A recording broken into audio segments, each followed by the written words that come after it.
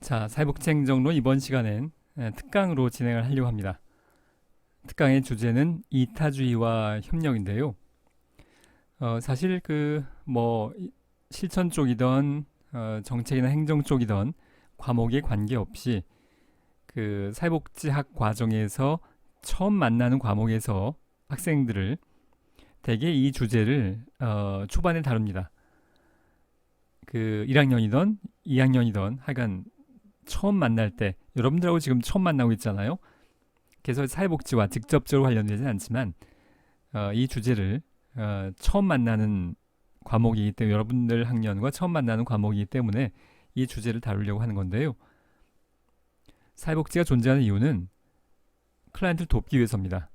물론 그것도 이제 넓게 이야기하자면 모든 지역사회 주민, 모든 시민을 대상으로 하는 경우도 있지만 좀 더 직접적으로는 뭔가 어려움에 처한 곤기에 처한 클라이언트를 돕는 것이 사회복지 실천인 건데 내가 사회복지 현장에서 한 15년 정도 일을 하면서 그 일반 시민들한테 제가 이제 사회복지사입니다. 사회복지 업무를 합니다. 무슨 복지관에서 일을 합니다. 이런 얘기를 하면 아주 흔하게 나오는 반응 중에 하나가 좋은 일 하시네요. 이런 반응인데요. 사회복지사들이 이런 반응에 대해서 그렇게 썩 흔쾌하게 여기진 않습니다. 왜냐하면 참 좋은 일 하시네요 라는 말의 뉘앙스 안에는 그 배경엔 해도 되고 안 해도 되는 일인데 굳이 하시는 거 보니까 좋은 일 하시는 거네요. 이런 맥락이 깔려 있습니다. 많은 경우에 꼭 그렇지 않겠지만 모든 경우가 그렇지 않겠지만 그러니까 노숙인을 도와도 되고 안 도와도 되는데 참 이상한 사람들이네. 왜 꼭 저렇게 도우려고 하지? 안 도와도 되는데 이런 뉘앙스로 그래도 좋은 일을 하긴 하네요. 이런 뉘앙스예요. 근데 사회복지사들은 보통 이런 생각을 갖고 있지는 않습니다. 해도 되고 안 해도 되는 건데 하지 않아 이런 한다라는 생각을 하는 게 아니고 이건 누군가 꼭 해야 되는 일인데 노숙인 돕는 거 이건 누군가 꼭 해야 되는데 이거 어떻게 내버려도 그런데 누군가 꼭 해야 되는데 그래서 사회복지사가 하는 것 뉘앙스가 다르죠. 해도 되고 안 해도 되는데 하는 게 아니라 이건 누군가 꼭 해야 되는 일이에요. 그러니까 내가 하는 겁니다. 자, 근데 그런 과정을 거치면서 어, 그 나는 왜 이걸 꼭 해야 된다고 생각하는데 다른 사람들은 그렇지 않을까? 이제 그런 것들이 이타주의, 왜 남을 돕는 행동을 하는가? 사회복지 너무나 당연해 보이는데, 자, 여기에 대한 주제를 내가 석사 과정에서 논문까지는 아니지만 관련된 이제 과제 같은 것들 할 때 이 주제로 많이 다뤘었고요. 거기 관련된 이제 꽤 오랫동안 이 주제를 가지고 관심을 가져왔고 길게 보자면 수십 년인 거죠. 거기에 대한 짧은 결론을 다뤄보려고 하는 겁니다. 사회복지가 왜 존재하는가에 관련된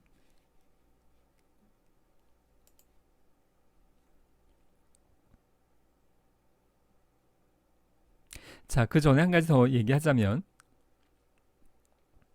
석사과정 동안에 이 주제를 다루면서 의외였던 점은 사회복지학 분야에서는 이타주의에 대한 연구가 그렇게 많지 않아요. 어떤 면에선 당연한 거인 셈이어서 별로 궁금하지 않은 겁니다. 어느 분야에 이타주의에 대한 논문이 많냐 하면 경제학과 생물학이에요. 경제학은 최대의 이윤을 추구하는 게 합리적인 인간이라고 보는 겁니다. 자기 이익을 추구하는 게 그게 인간의 본질이라고 보고 합리적인 인간이라고 보는 건데요. 근데 경제학자들이 보기에도 실제로 일상생활에서 남을 돕는 자신의 이익을 추구하지 않는 사람들이 또는 그런 행동이 관찰되더라는 거예요. 그러니까 경제학자들 보기에 저 사람은 도대체 왜 자기 이윤을 추구하지 않을까가 너무나 이상한 겁니다.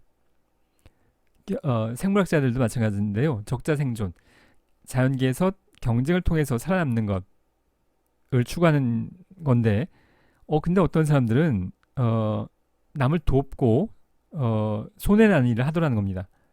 생물학자들도 왜 사람이 저런 행동을 할까에 대해서 궁금한 거예요. 그래서 그쪽 분야에서 연구가 더 많습니다. 사회복지보다도 관련된 이론들과 학문적인 갈래들은 굉장히 많아요.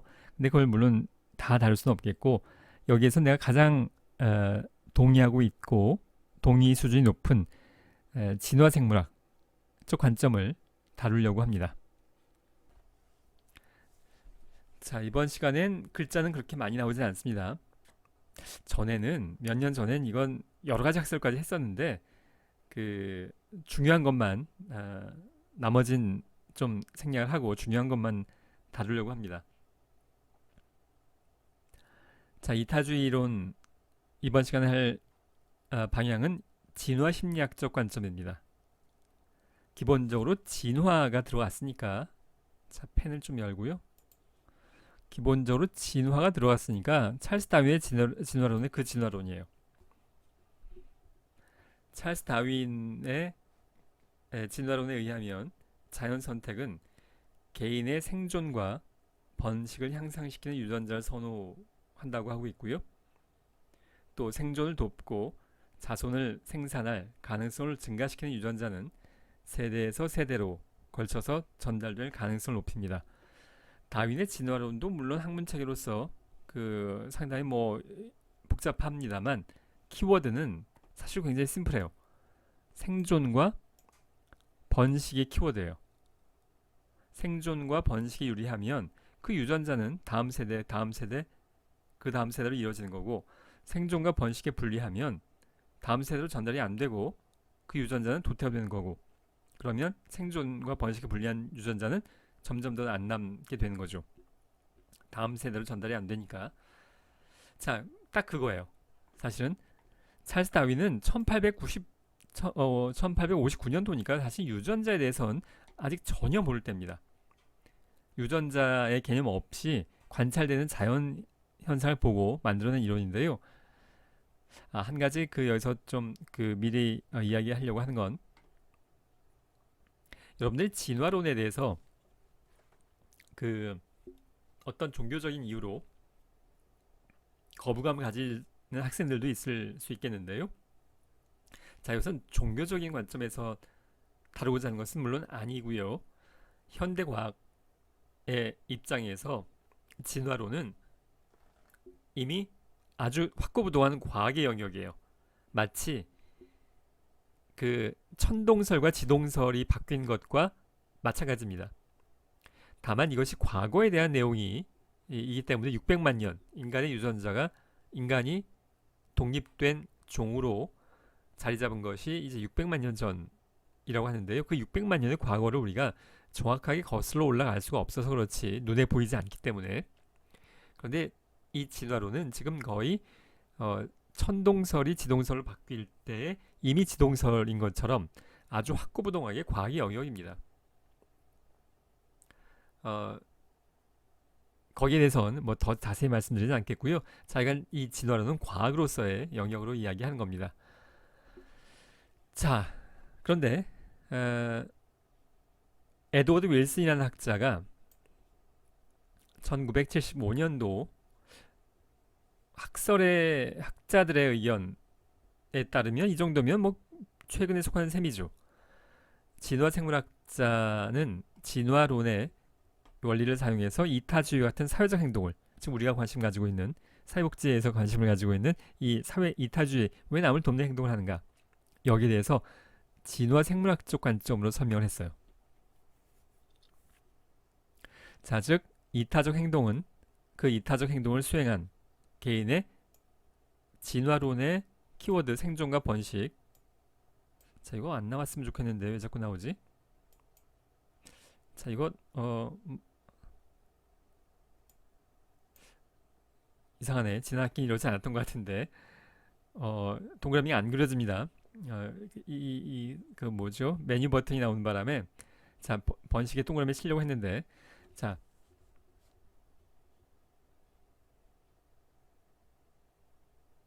진행합시다. 자, 생존과 번식이에요. 키워드는. 자, 그래서 생존과 번식이 유리하기 때문에 자연 도태돼서 소멸되지 않고 현재까지 지속이 되고 있다는 관점입니다. 자, 굉장히 심플한 아이디어예요. 자, 진화론에 의하면 생존, 살아남는 것, 번식, 짝짓기에서 다음 세대에 자손을 번식하는 것 여기에 유리하면 무조건 그 유전자는 살아남는 거고요. 그렇지 않으면 무조건 도태되는 거예요. 그런데 21세기의 현재 우리한테도 이타주의적인 행동을 하는 사람들이 분명히 관찰됩니다. 아무 자신의 이익도 없이 물에 빠진 사람을 건져내기 위해서 물에 뛰어든다거나, 만약에 우리가 그런 행동을 일반적으로 바라보면서 참 바보 같은 행동인 셈이죠. 자신의 이익에 부합되지 않는 21세기에 이렇게 우리가 경쟁 사회에서 도저히 어울리지 않는 행동처럼 보이는데, 그게 생존과 번식의 그러한 이타주의적 행동이 불리하기만 했다면, 그렇다면 어떻게 600만 년 동안 그 이타주의적인 행동을 하는 유전자가 소멸되지 않고 자연 도태되지 않고 우리에게까지 전달됐을 거냐는 겁니다. 인류의 호모사피엔스란 종의 우리가 가장 가까운 종인 침팬지하고 분리된 건 약 600만 년 전이라고 해요.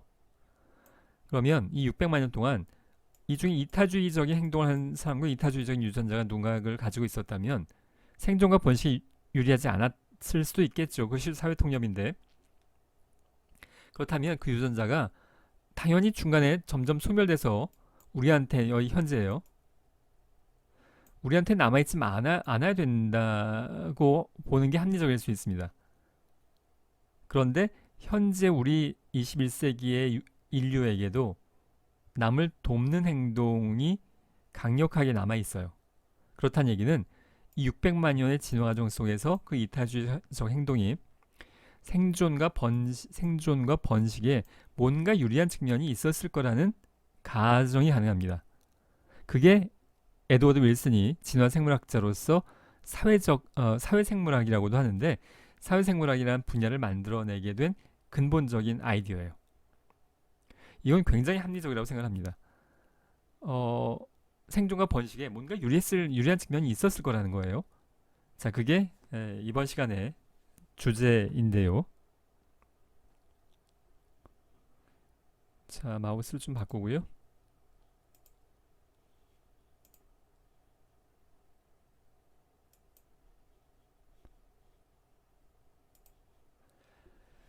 자, 그래서 진화심리학적 관점 안에도 사실 여러 가지가 있습니다만, 그 안에서 집단 선택 이론, 여기에 오늘 더 집중을 할 건데, 진화론의 개념이 개인뿐만이 아니라 집단에게도 적용된다는 주장이어서, 즉 자연 선택이 개인 수준뿐만이 아니라 집단의 수준에서 작동한다는 의미입니다.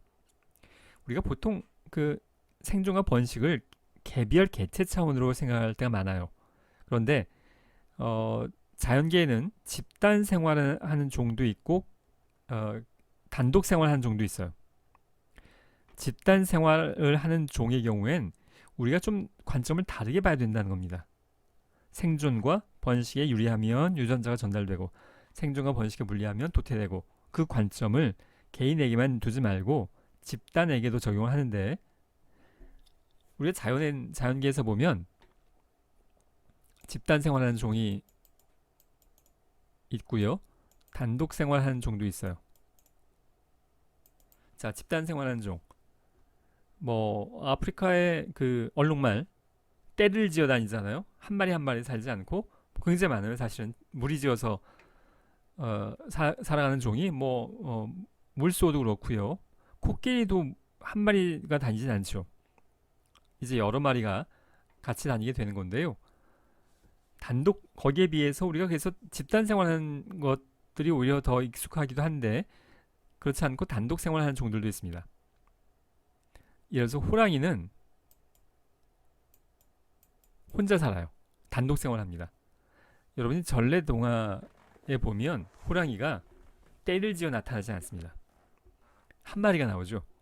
이제 오두막집에 와서 곶감이 무섭냐고 이런 얘기 할 때 호랑이가 한 마리가 나오지 수십 마리의 호랑이가 떼지어 다니지 않는다는 얘기예요.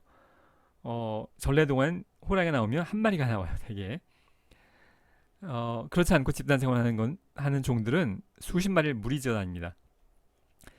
이게 진화론의 적용이 달라질 수밖에 없다는 거예요. 그게 집단의 수준에서도 생존과 번식에 유리한 그 진화론적 관점이 적용이 된다는 건데요. 인간도 이쪽에 속합니다. 로빈슨 크루소처럼 혼자 살지 않아요. 로빈슨 크루소도 혼자 살려고 해서 혼자 산 게 아니라 어쩔 수 없이 그 조난이 돼서 그럴 수밖에 없었던 상황이죠. 그 20세기 초반에 문화인류학이라는 학문 분야가 있죠. 인간이 어떤 삶을 사는가 뭐 아주 포괄적인 관심을 갖는 분야인데요. 우리나라에는 뭐 별로 많이 확산되지 않은 분야입니다만 20세기 초반에 서양의 문화인류학이 발전을 하면서 전 세계 오지를 다 뒤지고 다녔습니다. 오지, 그러니까 문명화되지 않은 사회, 산업혁명에 영향을 받지 않은 오지에 사는 사람들을 찾아다니기 시작했는데, 왜 문화인류학자들이 그랬냐 하면 오지에 사는 사람들이 인간의 원형을 더 잘 보존하고 있을 거라는 가정이었기 때문입니다. 600만 년, 사실 문화인류학이 뭐 진화적 관점을 많이 갖고 있지 않지만 이 원시 시대에 살고 있는 사람들의 모습을 오지에 있는 사람들이 더 많이 갖고 있겠죠. 산업혁명에 영향을 받지 않고, 그리고 오지에 사는 사람들이 그래서 인간의 본성, 인간의 본래 모습을 더 잘 유지하고 있을 거라고 가정하고, 뭐 티베트 고원, 아마존 한복판, 뭐 남태평양에 있는 조그만 섬, 문명의 영향을 받지 않는 곳을 막 뒤지고 다녔어요. 문화인류학자들이 공통점 발견한 것 중에 하나는 뭐냐면 어딜 가든 집단 생활을 하더라는 겁니다. 에스키모들도 그랬고요. 남태평양의 아주 조그만 섬에 가도 다 무리지어서 최소한 수십 명 이상이 모여 살지, 혼자서 호랑이처럼 또는 로빈슨 크루소처럼 혼자 살지는 않더라는 거예요. 집단 선택설이 인간에게도 적용이 된다는 배경입니다. 자, 종래에 어떤 집단은 서로에게 이타적이고 어떤 집단은 그렇지 않을 경우에 이타적인 집단이 살아남고 이기적이거나 비협동적인 집단은 살아남지 못한다는 건데요. 자, 아프리카 한복판 또는 아마존의 600만 년 전의 상황입니다. 이기적인 부족 구성원 A 마을은, A 부족은 뭐 한 30명 있다고 가정할 텐데, 뭐 30명을 다 그릴 수는 없으니까 한 30명이 있는데 다 이기주의자들이에요. 여기는 B 부족인데 여기 이타주의자들만 살아요.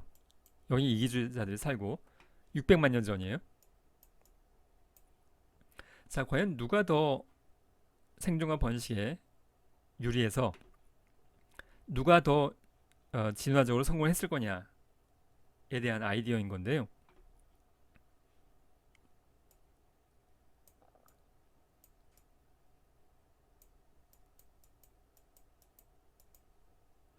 자, 내가 그리려고 노력한 건 사자입니다. 사자. 뭐 내가 그리고도 항상 사자 같지 않습니다만 사자예요. 사자. 사자가 습격을 했습니다. 뭐 사자도 먹고 살아야 되니까. 여긴 다 이기주의자들이에요. 그럼 어떻게 행동을 할 거냐면 이기주의자들이니까 나부터 살아야죠. 다 각자 뿔뿔이 도망가기 시작합니다. 자기부터 살아야 되니까. 사자도 무리져 사는데 뭐 큰 무리를 짓지는 않죠 보통.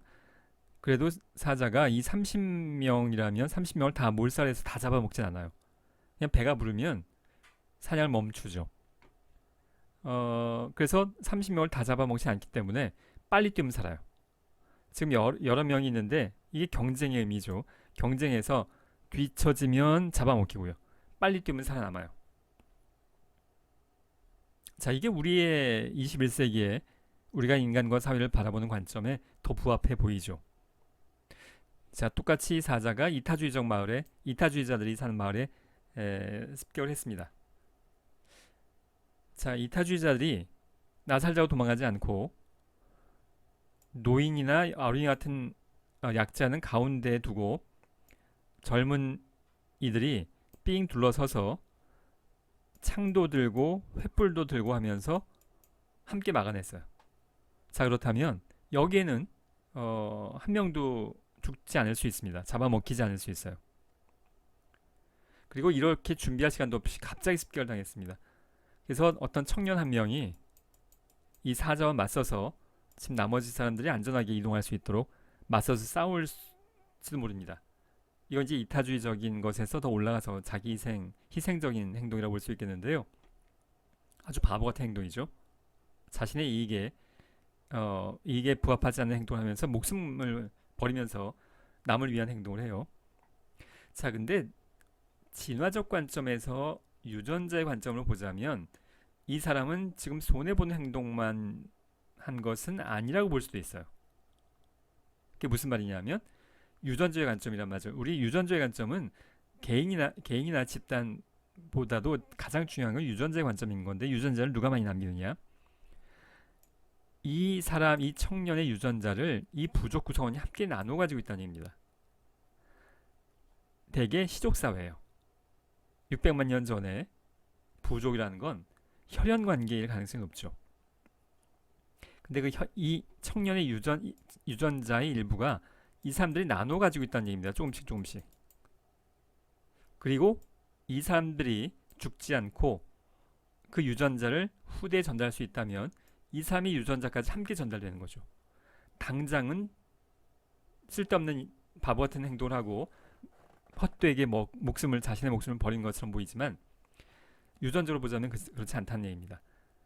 이게 집단 선택설의 기본적인 아이디어예요. 유전자가 전달되는 건 혼자만 전달되지 않더라는 겁니다. 집단 생활하는 종들의 경우엔. 자, 그래서 지금 600만 년을 거치면서 이 부족은 숫자가 점점 줄어들지는 몰라요. 점점 많이 잡아먹히니까. 그리고 여기는 숫자가 점점 많아질 수 있습니다. 결국 이게 현재라고 본다면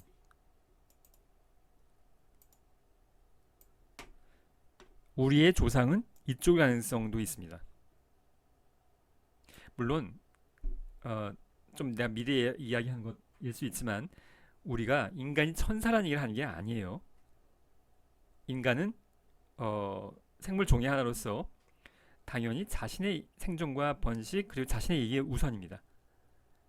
그런데 우리 비부족이 번성하기 위해서 선택했던 방법 중에 하나는 이타주의적인 행동을 발달시켜 온 것일 수 있습니다. 무리지어서 사는 종들은 이러한 협력, 이타주의적 행동을 일정 부분 발달시켜 왔어요. 사실 그렇지 않다면 굳이 이렇게 복잡하게 모여 살 이유가 없습니다. 자, 단독 생활하는 종, 뱀도 여기에 속하겠죠. 여러분, 뱀이 막 수십 마리가 떼지어서 몰려다니는 거 본 적 없잖아요. 물론 실제로 뱀을 한 마리도 요즘은 보기도 쉽지 않습니다만, 하여간 뱀은 혼자 다니지 수십 마리가 떼져 다니지 않아요. 그래서 뱀이 한 마리가 지나가다가 다른 뱀을 만났어요. 뱀이에요, 뱀. 그런데 이 뱀이 곤경에 처했을 때 이쪽 뱀이 도와줄 것 같진 않아요. 왜냐하면 얘네들은 어차피 단독 생활을 해요. 도와주는 게 의미가 없다는 얘기입니다. 자, 근데 집단 생활하는 종인데 곤경에 처했어요.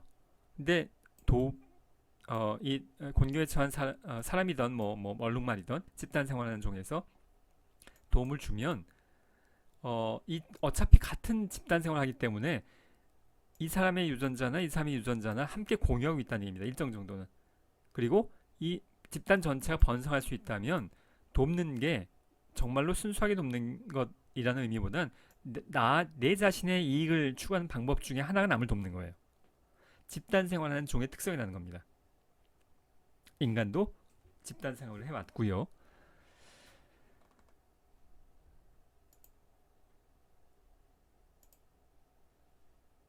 자, 이 얘기를 이제 실제 동영상들을 보면서 계속 해나갈 건데요. 자, 이 그림은 이제 방금 설명한 그 내용이고요.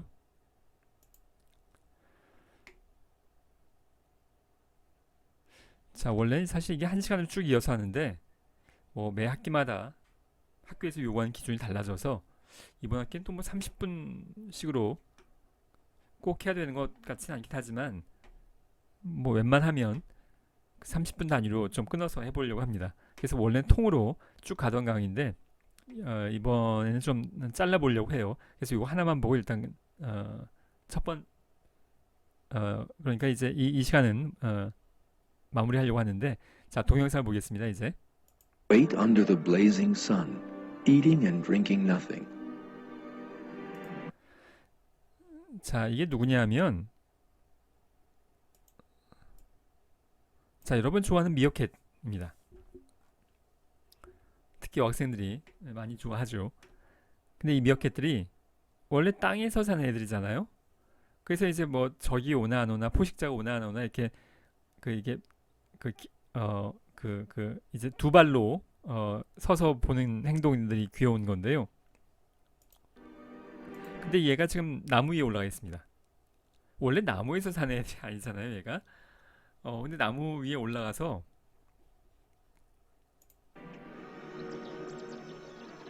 This time, 아, eating and drinking nothing. eating and drinking nothing. 먹지도 마시지도 않고 나무 위에 올라가 있어요, 얘가. 그리고 하늘 쳐다보고 있습니다. 이상한 행동을 하고 있는 거죠. 자, 우리가 이타주의에 대해서 지금 다루고 있어요. This time the eagle sees them. 이글 시즌, 그러니까 독수리가 출몰하는 시기랍니다. 얘네들이 체구가 그렇게 크지가 않아요. 그래서 독수리한테 잡아먹히나 봅니다.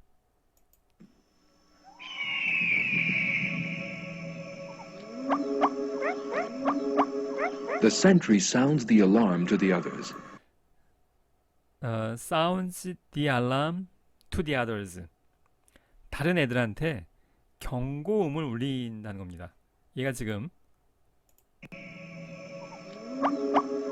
좀 이상한 소리를 내고 있잖아요. 이걸 번역하자면 독수리 나왔어, 독수리. 빨리 도망가. 뭐 이런 얘기 하고 있는 거예요. 알람, 경고를 지금 하고 있답니다. The sentry sounds the alarm to the others. 그래서 그 경고를 든 애들이 도망갑니다.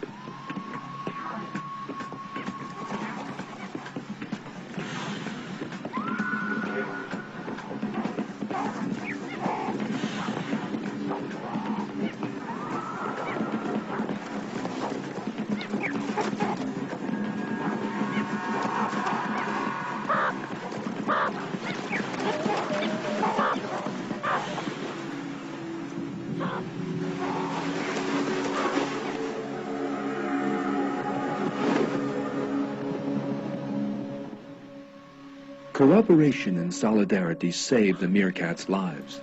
자, cooperation and solidarity lives the meerkat. save the meerkat's lives. 협력과 연대가 미어캣들을 살렸다. 뭐 이런 내용인 건데요.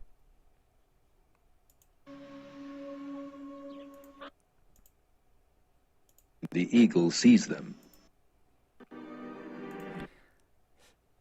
우리가 이제 관심을 갖고 볼 건 얘의 행동이에요. 얘가 왜 이렇게 수고스러운 남을 위한 행동을 하는 것처럼 보이냐는 겁니다. 말하자면 이타주의적인 행동을 하고 있는 건데요.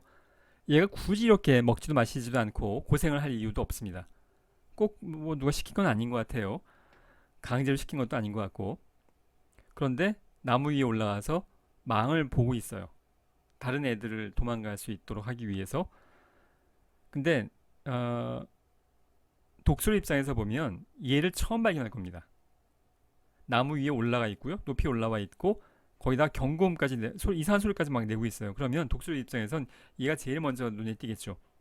얘는 지금 제일 위험한 행동을 하고 있는 셈입니다.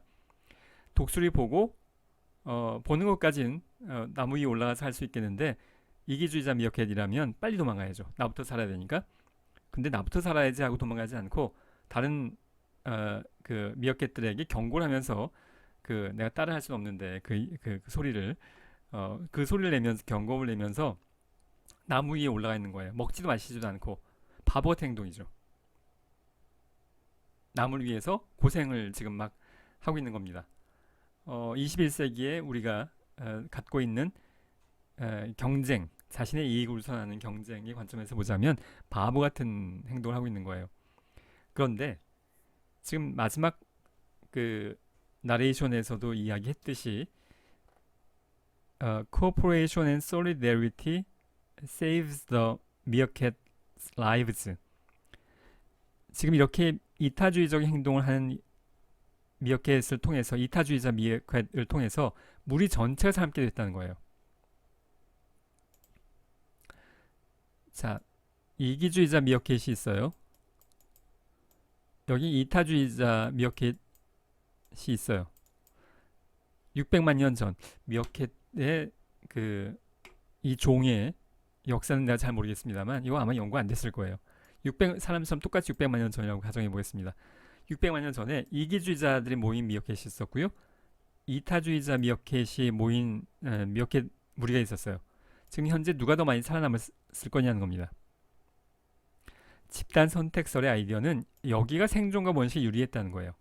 이타주의자들이 포함됐거나 이타주의적인 면이 포함되어 있는, 여기 완벽한 이기주의자, 여긴 완벽한 이타주의는 없어요.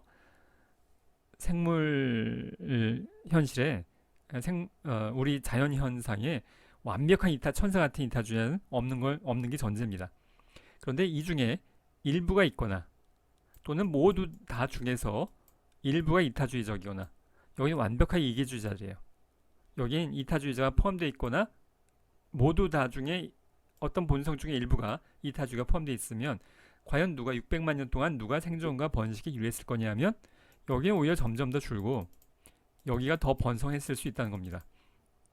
그래서 현재 우리가 보고 있는 미어캣들 중에 이렇게 이타주의적인 행동을 하는 바보 같은 미어캣이 있을 수 있다는 거고요. 자, 일단 중간 정리를 하자면 무리지어서 사는 종들, 집단 생활하는 거의 대부분의 종들은 협력행위, 이타주의적 행동, 좀 더 나가면 자기생정 행동까지 발달시켜 왔어요. 이 미어캣이 도덕 교육을 받아서 또는 사회복지 교육을 잘 받아서 어릴 때부터, 그래서 이렇게 막 이타주의적인 행동을 하냐면 뭐 그럴 리는 없죠. 본성인 건데요. 이러한 유전자에 각인되어 있는 이타주의적인 본성이 미어캣 전체에 번성을 불러왔다는 겁니다. 인간도 집단 생활을 해왔고요. 미어캣뿐만이 아닌 대부분의 집단 생활하는 종들은 이러한 이타주의적 행동을 보이고 있고 관찰할 수 있습니다. 자, 그래서 그 내용을 이제 이어서 이번 시간 여기서 끝내고요.